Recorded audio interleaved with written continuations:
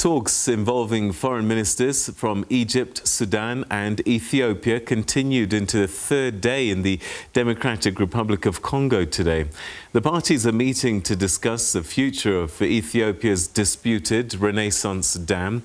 DRC President Felix Tshisekedi, who's hosting the talks in his capacity as the President of the African Union, opened talks by calling for the establishment of a positive model for regional cooperation based on the principle of mutual interest.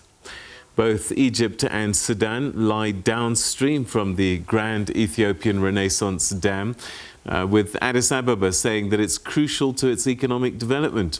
Ethiopia maintains that it's every right to use the Nile waters long exploited by Egypt.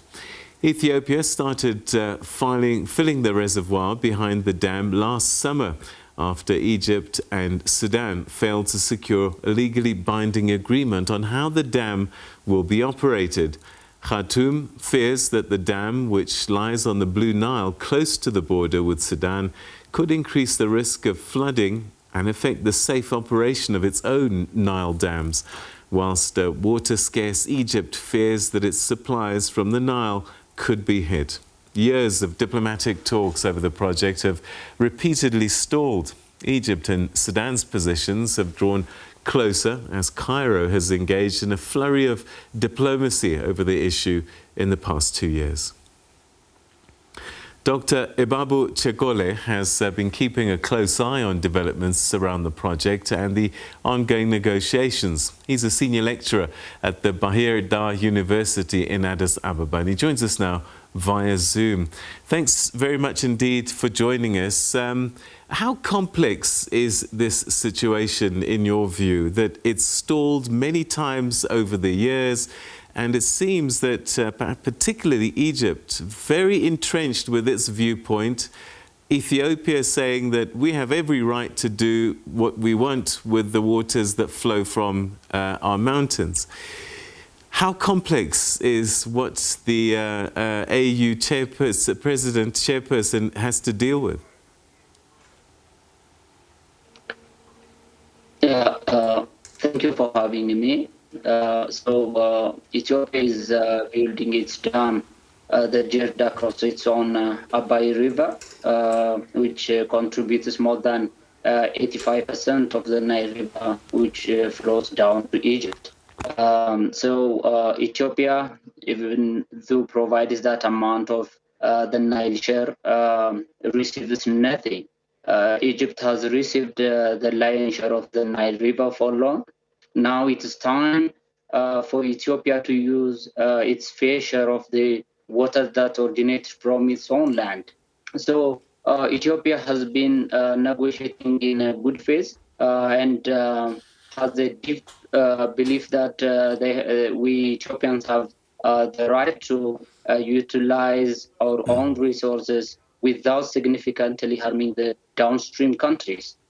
So throughout the negotiations, Ethiopia made it clear that, it has been more transparent and apparent on this issue from its inception, that it only demands a fair share from its water resources. And Ethiopia, in fact, is willing to reach a win-win outcome in negotiations on the Grand Ethiopian Renaissance Dam. So the complexity came when Egypt tries to politicize and internationalize the problem, and when it wants to maintain the status quo, which was based on outdated and relevant colonial treaties. So I believe lack of willingness from the Egyptian side is what it brought this contention today. So my understanding is that Egypt, Sudan are not saying don't build the dam, but instead of filling the dam straight away, do it over a period of time. Is that too much for Ethiopia to consider?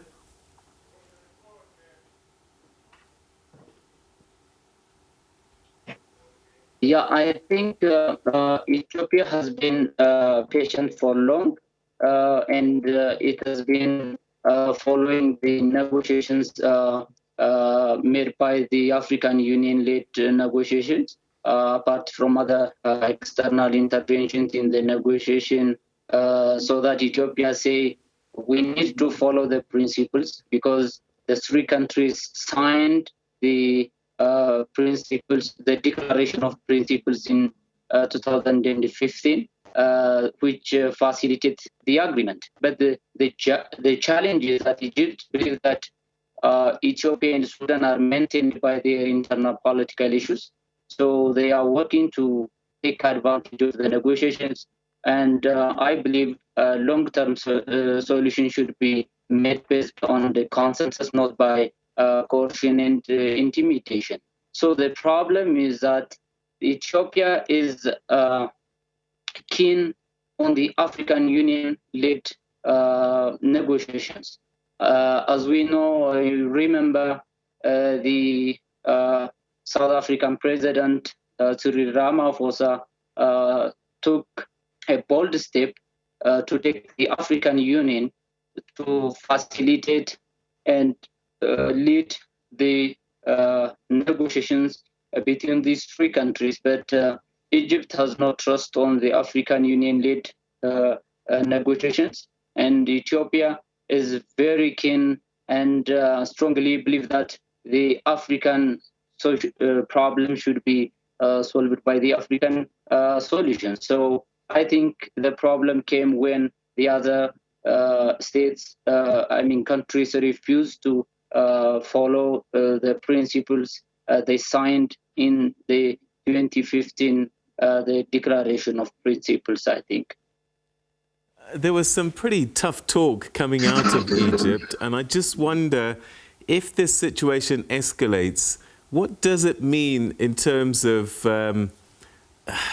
sensitivity about the regional security situation? I mean, could things be inflamed to a degree that we might have a regional security issue?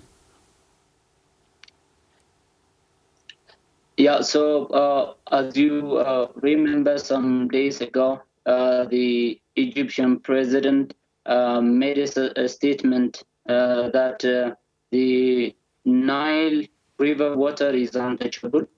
So Ethiopia believes that there needs to be a fair distribution of the water resources across the continent and across the Blue Nile basin. I believe the statement is the provocation from the Egyptian side. It is not the first time that the Egyptians used such kind of a speech to intimidate another country. So the good thing is Ethiopia did not respond to this provocation. So it is good also that they started a fresh talk now. But as far as this conventional war is concerned, I don't think there will be a conventional war, but there are elements of proxy war made mainly by Egypt. And I think this dam is the heritage of the African people, not only for Ethiopia, but for all of us, since the construction cost is covered by our own people. So war has never been the solution for any problem. We don't want to see another war in the African soil. So I encourage these countries to refrain from provocation and warmongering and sit together to find African solution for the problem we are facing as a continent. So I think that needs to be done through the African Union-led negotiations rather than allowing other foreign powers to intervene into these negotiations, which exacerbate the solutions we are trying to bring in this Nile politics. Just before we agreed that these talks have hit snags over time and just never really got to any concrete agreement. I just wonder what is different that's happening in Kinshasa. Have new elements been brought to the table? Has more work being done by President Tshisekedi in the lead up to these talks. What might give us some sense of optimism that these talks will be different from the ones that have failed before?